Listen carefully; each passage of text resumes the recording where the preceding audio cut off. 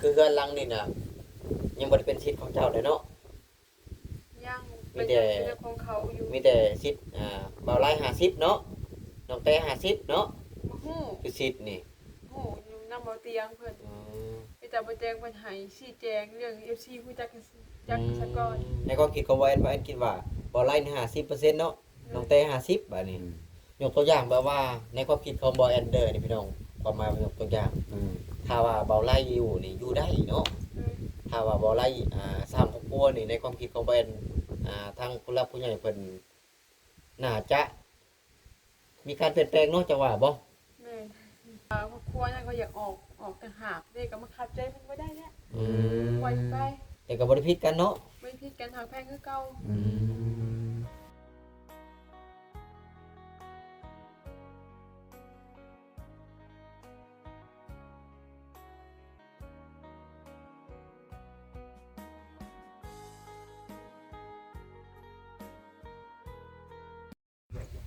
บรรยากาศก็ลมแห้งอะไรเนาะพี่น้องเนาะ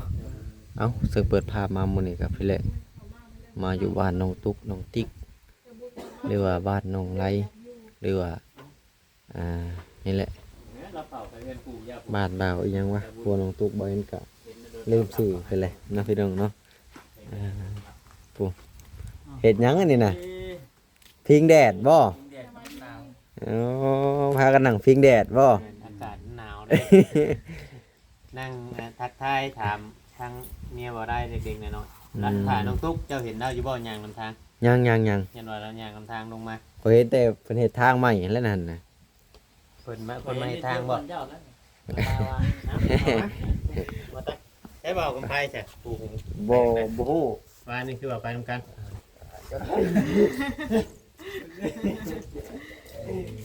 ไอ้ช่องคนถาม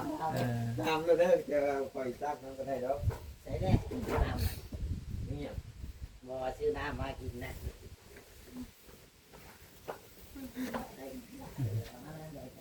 แกงหน่อไม้น้ำตุ๊กไปกินเมนูเพิ่นแม่นเพิ่นว่าถ้าเพื่อนเด้อเพิ่นว่าสิมาให้กินจนได้พากันกินแต่แกงหน่อไม้ได้เนาะแม่นFC เพิ่นจนคอมเมนต์เข้ามาโอ้มากินได้แกงหน่อไม้แท้ว่าซั่นสิเป็นหน่อไม้ได้นี่กินหน่อไม้ตลอดพี่น้องตำหม้อตำหุ่งสิได้เห็นเนาะบ่ได้ค่อยกินบ่กินอยู่กินเยอะ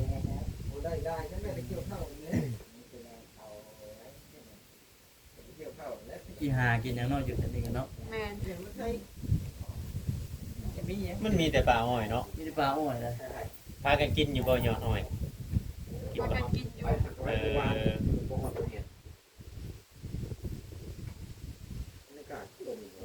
หน่ออ้อยคุจิโรอันนี้แหละ คือสวนอ้อยก็มีบ่จิโร่มีอยู่บ่ มีอยู่ แถมนี้มันยังมีกล้วยอยู่เนาะเลย มันเบิดผลมันผลเริ่มหยุดตก บ่กล้ามาคนเดียวเนาะให้น้องตุ๊กไปนำเลย เออ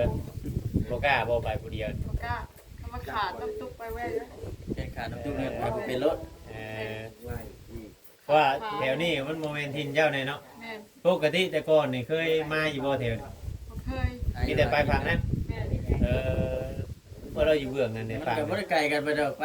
เนาะ บ่ไกลฮะ เวลามันบ่เป็นแควแล้ว นั่นโมเมนต์ทินนะ คือกันกับเฮาเนี่ยเฮากับเพิ่นสิว่าไปทั่วไปหยังเนาะ ทางใต้ทางเหนือบ่อย่างเงี้ยเนาะทางใต้ทางเหนือยังอันน่ะ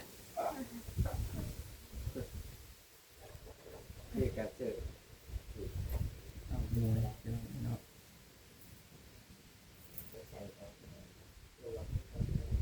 แต่มานอนเรือนหลังนี้บ่ได้ฝันแปลกๆได้บ่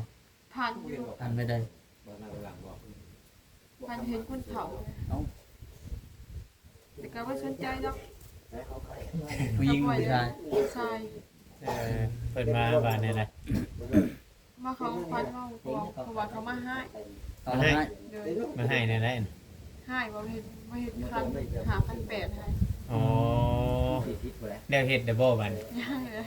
เนาะบ้านเฮาสินอนนะเฮ็ดเนาะพ่อบอกเพิ่นเนาะเอาไปนอนที่อื่นเฮาต้องเฮ็ดได้คน ตอนจะมาเมื่อไหร่จะบ่ได้บอกบ่ได้กล่าวจะบอกอยู่บ่ บ่ นอนเลย แม่น บ่จะมาแล้วฉันเนาะ ถ้าเฮามาทำบิดหรือว่ามา ไปนอนวงไรก็ย่านะบอกง่ายๆนะเขาต้องบอกเจ้าถิ่นเจ้าอย่าง ก้าว นั้น กันแล้ว หมู่ทางก็ได้เดี๋ยวผมจะ เอาบ่ได้นะเพราะว่าผู้ใหญ่ผู้เฒ่าผู้เพิ่นก็เคยบอกอยู่เนาะ แม่น ไปนอนบ้านอื่นหรือว่าไปนอนหมู่หม่องใดแต่น่ะเฮาสินอนบ่ค่อยอยากหลับ อืม นอนบ่ค่อยหลับบ่มื้อทมิด นอนไปแล้ว อืม นอนเดี๋ยวก็พันอยู่เนาะ บอกกลัวอยู่ว่าบัดนี้ บอกอยู่ บัดนี้ได้จ้ะ มันตายทั้ง เพิ่นบอกว่าไม่ยั้งเนาะ บัดนี้รับแล้วบัด โดยสิ้นรับแล้ว ดึกเนี่ยเนาะ ลึกเลยสิคงได้เห็นผมว่าลงหมอนได้เนาะ โดย อืม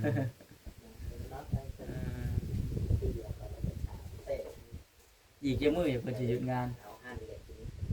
ก็เรื่องเวียกคืออะไร ยังอีกประมาณอาทิศนึงเนาะมื้อ ทำไมเฮามือ วันหามื้อ ถ้าถามบ่เตียงมาอยู่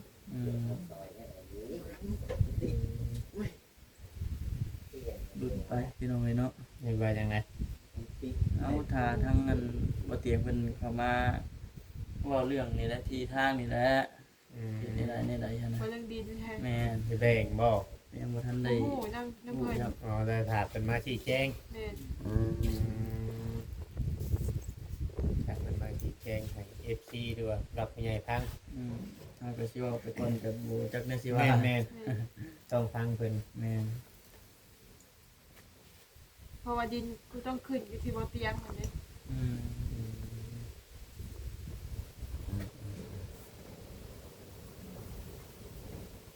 พอเพื่อนนี่บ่เตรียมข้าวสารที่แรกเลย บ่ แต่ทางนี้จะบอกบ่ ก็น้องรู้จักกันคือแล้วที่มันบ่เตรียมว่า อืม ก็เลยว่าคือชิดที่บ่เตรียมคนเดียว บ่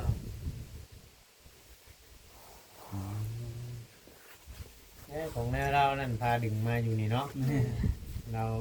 ตะกี้จะอยู่อุ่นเราก็ดึงมา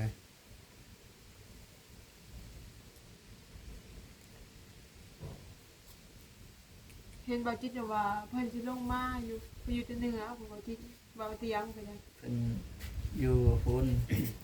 ใกล้เนาะ ใต้พุ่น เป็นทันนะมายังอยู่แถวใต้อยู่จนเพิ่นกลับมาแล้ว เพิ่นก็มาแล้ว เพิ่นไปลายมือเลยเนาะ เตรียมตู้เลยน้องมวย เตรียมตู้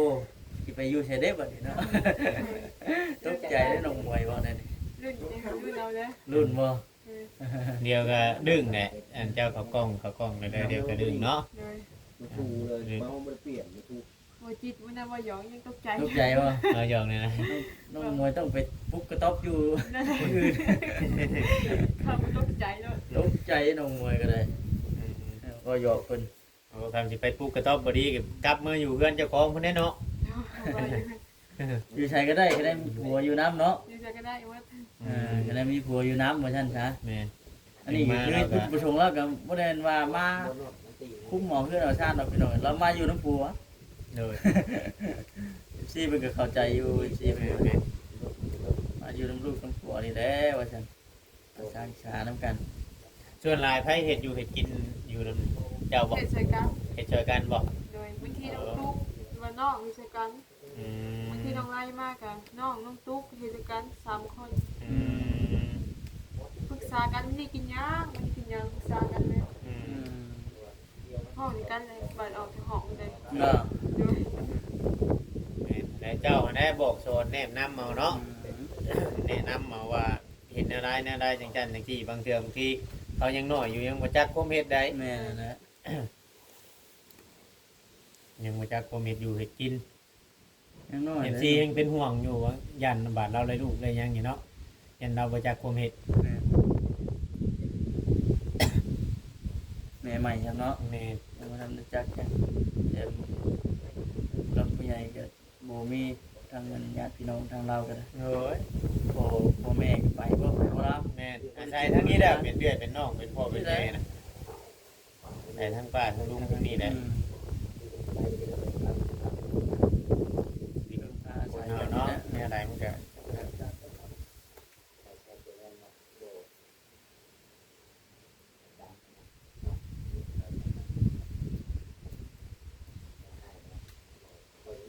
ยังเกือว่าพอจะมาแล้วเกือเราจะได้ขนมเพลงนี่เช่นนี่ไรได้เราได้ร่วมกันอยู่บ่ลูกสาวกับพ่อแม่ บ่ คอยร่วมกันนะ บ่ค่อยร่วมกัน เลย อ๋อคือว่าเนี่ยนะเป็นอะไรจังว่าบ่ค่อยร่วมกัน บ่คอยใจน้ำเพิ่นมาได้ เอ้า ทางแม่น่ะแม่อยู่ พ่อแม่นะเว้านํอยู่ คอยน้ำอยู่ พ่อแท้ๆบ่คือในไร พอแท้นะ ส่วนใดน่ะสิร่วมแต่น้ำแม่เนาะ แม่ เพิ่นก็สิบ่เอิ้นเกินกำลังน้องเนาะซ้ำบ้านซ้ำเมืองอยู่ได้เนาะ แม่ บ้านเมืองทางนี้เท่าไรทางนี้คารอง เศร้าละ เอ ตาจะแดงมาเลย ธรรมดาเนาะ โดย บ้านซ้ำ เอ เมือง อดอกไปละหาเก่งอยู่เรียบพอ โอ้เกิดจะได้ชาวล้านกันเดิมได้เนาะปลูกอ้อยจักกี่ว่าจักไรเนาะ โด เอย อปลูกอ้อยหลายไรเดียวได้เดือนหนึ่งกับเวลามันก็เริ่มมอเจ้าจันเข้ามาได้นี่ ชาวล้านหาน้ำกันเรา เอาไป หาคนเดียวไปแล้ว หาคนเดียว ที่ว่าหาช่วยกันใช่ไหม บ่ได้ช่วยแล้วเจ้าอยู่เรือนเนาะ แม่ เพิ่นให้เฝ้าเรือนวะเพิ่นให้เฝ้าเรือนไว้เฮ็ดอยู่เฮ็ดกินถ่าลูกถ่าผัวมาวะ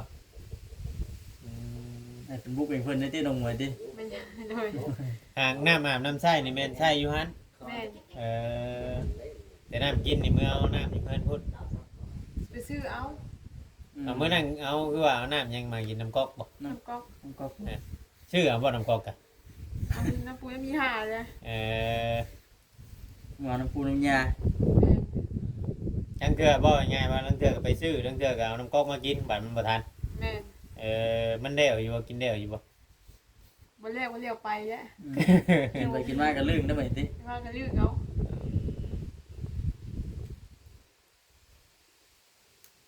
แต่กี้มีก๊อกโยกเลยอยู่นี่เนาะ ก๊อกเรื่องน้ำสาง เพิ่นขุดลงบ่ คุดผ้าอะไรมาคุดไป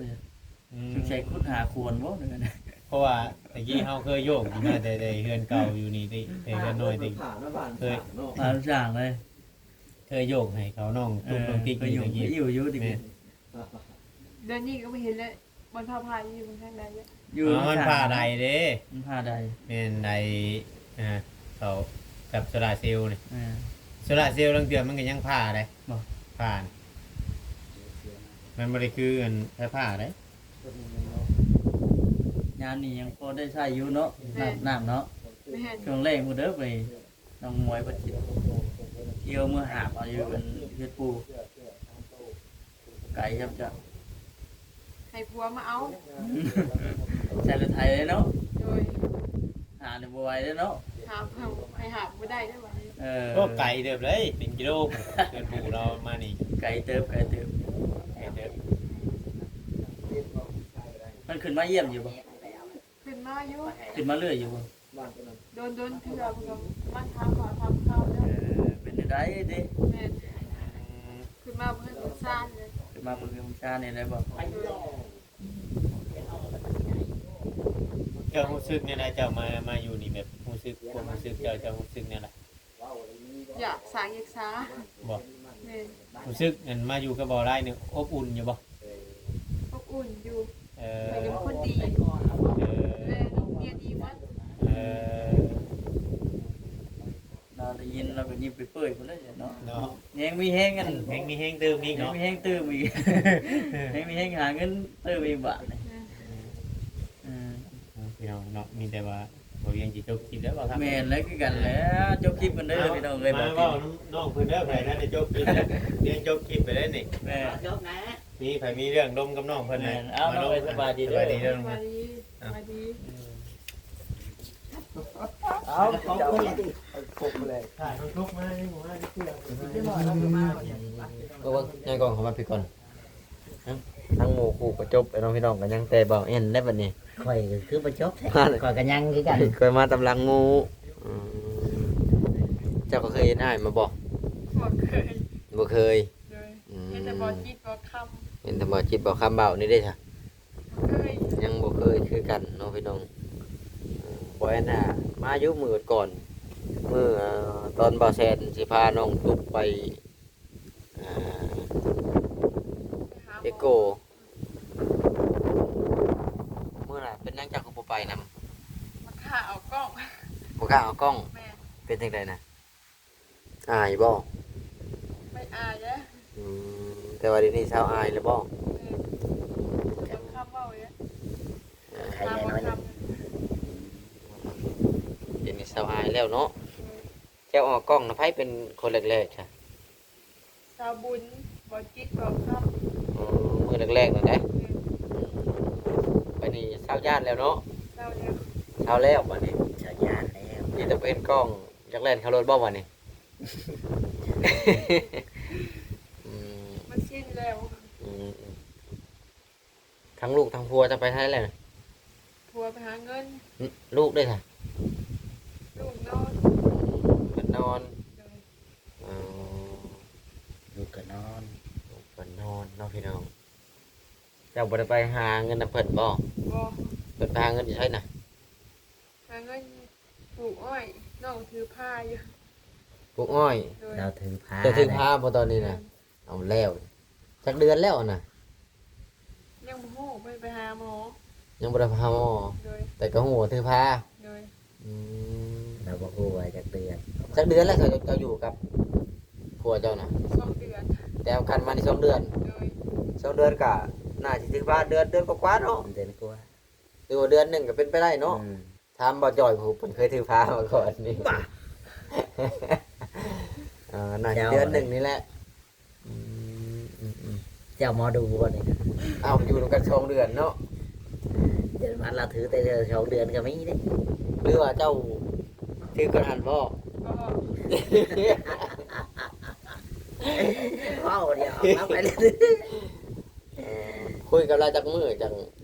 เอากัน ทิศหนึง อาทิตย์หนึง เลย แล้วจากนั้นก็อันนั้นเลย เลย ไผบอกหักกันก่อนนี่เจ้าหรือเรา บ่ไร โอ้ เจ้าบ่เป็นคนลมอะไร เราบ่ลมเอง เพื่อนจะอยู่ที่ไหนนะ อยู่ห้านชอมแปลง คนบ้านนี่บ่หรือบ้านตัวน่ะ คนบ้านนี่แล้ว มาตัวนี้บ้านอันนนชันนี่ แม่น อืม เราอยู่ฝั่ง เพิ่นจะอยู่ทางนั้นเนาะ เราอยู่กับนางลูก อืม เคยรู้จักกันมาก่อนวะกับผัวนี่หรือว่า เคยเป็นหมู่ เคยเป็นหมู่กัน เป็นหมู่กัน ก็เลยได้กัน เดี๋ยวว่าบ่เคยรู้จักกันเดี๋ยวว่าแบบ เคยเห็นกันแบบผ่านทางไปเฉย แม่นห้องเคยออกจากกันตะกี้ ๆอืม ก็หยอกกันอยู่เนาะ เคยหยอกอยู่ เคยหยอกกันตะกี้คอยมักเจ้าเด้ออยู่เนาะเคยหยอกกันอยู่บ่ คนก็มีเมียตะกี้ฮะ แต่ก็มีผัวตอนนั้นน่ะ เลย บัดนี้ต่างคนต่างป้าบัดนี้น่ะ แม่น เจ้าป้ากระโดดบ่ 3 ปีได้ 5 ปีแล้ว เลย โอ้แล้วเพิ่นหาเคยป้านี่หลังจากที่ป้าแล้วเจ้าก็บ่ได้มีครอบครัวใหม่เลยบ่ ไม่ได้มีตอนนั้น กามาใช่ ให้กลับมาสร้างครอบครัวกับเบาไร่นี่ แม่น ดีแล้วหลังจากที่สร้างครอบครัวกับพากันหาเนาะบัดนี้เนาะ เลย เพื่อลูกเกิดมาหั่นแหละก็คือยังบ่ได้คอเนาะ ยัง ยังเดือนได้ผ่านๆน่ะ เดือนหนึง เดือนหนึ่งโอ้ยังอีก2 เดือนเนาะเดือนหนึ่งสากลบ่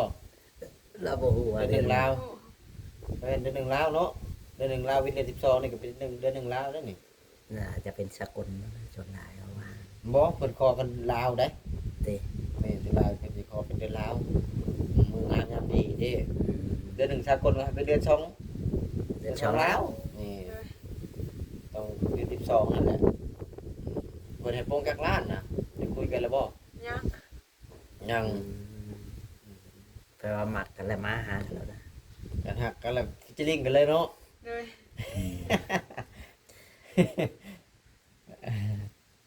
แปลว่าเราจะไว้ใจมาก่อนแล้ว นายคงจักว่าบ่อะไรเป็นคนจังใดต่างคนต่างรู้จักกันนั่นแหละ อืมก็คนบ้านเดียวกัน บ้านหนึ่งเมืองเดียว แต่ยังบ่ได้ผัวนี่แต่ยังบ่มีไผนี่เคยคุยกันเคยมาจีบกันอยู่ ก็ได้ตอนนั้นมันยังมีน้องแต่อยู่เลยบอกกล้ามันได้ อ๋อ เจ้าเคยเอ็มมากันมาก่อนจ้ะ ก็เคยก็เคยอยื้กับเพิ่นมีเมียกับยา แต่ก่อนน่ะเคยเอ็มมักโย เลย เอ็มมักก็ได้คือว่าเจ้าก็มีผัวที่เอ็มมักกันหรือว่าตอนข้าเป็นวัยรุ่นบ่ แม่น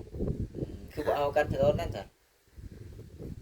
ก็เป็นเนี่ยคู่เนาะเอากันมาได้กี่ มันยังบ่ฮอด มันยังบ่ฮอด สายแนนยังบ่มาถึงกัน เออ ยังบ่ผูกมัดกันเลยแต่มาตอนนี้เนี่ยมัน คะแนนมาถึง แม่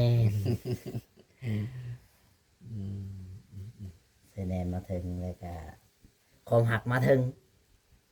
ก็คือเพิ่นไปสู่จะบ่ลายนี่หรือว่าเจ้ามานะเพิ่น เพิ่นไปสู่ เพิ่น เอา ไปสู่เนาะ โดย เพิ่นไปสู่เอาเลย โดย คุยกันประมาณเดือนหนึงแม่น อาทิ บ่ ตย์หนึง ทีหนึง ทิศหนึง เดี๋ยวเราใส่คารมเก่งเลยอาทิตย์หนึง อืม พอหรือเพื่อจะได้เมียนี่เที่ยวกับรถตาย เป็นคันดิ เออ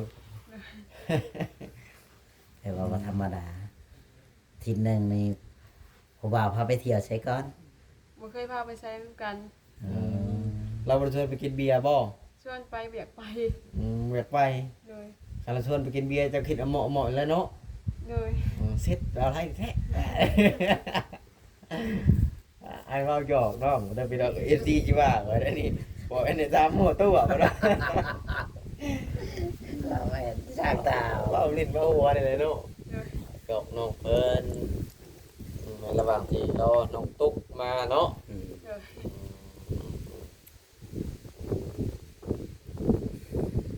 เบิดคำสามเลยนะค่อยกับมันนี่มีแต่ที่ถามเล็กๆน้อยๆเนาะคือเฮือนหลังนี่น่ะยังบ่ได้เป็นสิทธิ์ของเจ้าเลยเนาะ ย่าง มี เป็น แต่ เรื่องของเขาอยู่ มีแต่สิทธิ์บ่าวไร่50เนาะน้องแต่50เนาะ บ่ฮู้ คือสิทธิ์นี่ ฮู้อยู่นำบ่เตียงเพิ่น อืม ไปแต่บ่แจ้งเพิ่นให้ชี้แจงเรื่อง FC ฮู้จักกันจักซะก่อน ในความคิดของว่าคิดว่าบ่าวไร่นี่50%เนาะน้องแต่50บัดนี้ยกตัวอย่างแบบว่าในความคิดของบ่าวแอนเดอร์นี่พี่น้องความหมายยกตัวอย่าง ถ้าว่าเบาไล่อยู่นี่อยู่ได้เนาะ โดย ถ้าว่าเบาไล่สร้างครอบครัวนี่ในความคิดของเพิ่นทางผู้หลักผู้ใหญ่เพิ่นน่าจะมีการเปลี่ยนแปลงเนาะจะว่าบ่ แม่น ถ้าว่าเราอยู่กับน้องแต่นะอยู่ได้เนาะ แม่น อืม อันนี้เฮาก็ เพราะว่า บ่ได้เนาะ แม่นเพราะว่า ถาม เรา เบิ่ง บ่ได้ มีแต่เราถามบ่เตียงเพิ่นมา มีแต่ว่าในความคิดของเฮาเนาะ แม่นก็ ถ้าที่เฮาเคยเห็น อืม อืมถ้าว่าทุกเจ้าทรงครอบครัวอยู่นำกันให้อยู่ได้ แม่น เนาะถ้าว่าบ่ให้ครอบครัวใดครอบครัวหนึ่งนี่มันอาจจะเป็นไปบ่ได้เนาะต้องอยู่นำกันเออ แต่ว่าครอบครัวนั้นก็อยากออกต่างหากเด้ก็มาขัดใจเพิ่นบ่ได้แล้ว อืม ปล่อยไป แต่ก็บ่ได้ผิดกันเนาะ ไม่ผิดกันทางแพ่งคือเก่า มันก็แม่นอยู่มันก็แต่ว่ามันก็อยู่นำกันมันก็ยากแน่แหล้วเนาะครอบครัวจักครอบครัวคอยว่าในความคิดของบ่าวแอน เพิ่นอยากปลูกเพิ่นต่างหาก มันสบายใจเพิ่นน่ะนะ สบายใจเพิ่นรบกวนคอยเพิ่นก็บ่เป็นหยังทำกันก็ได้ตุ๊กเอ้ยบ้านหลังนี้มันหลังน้อย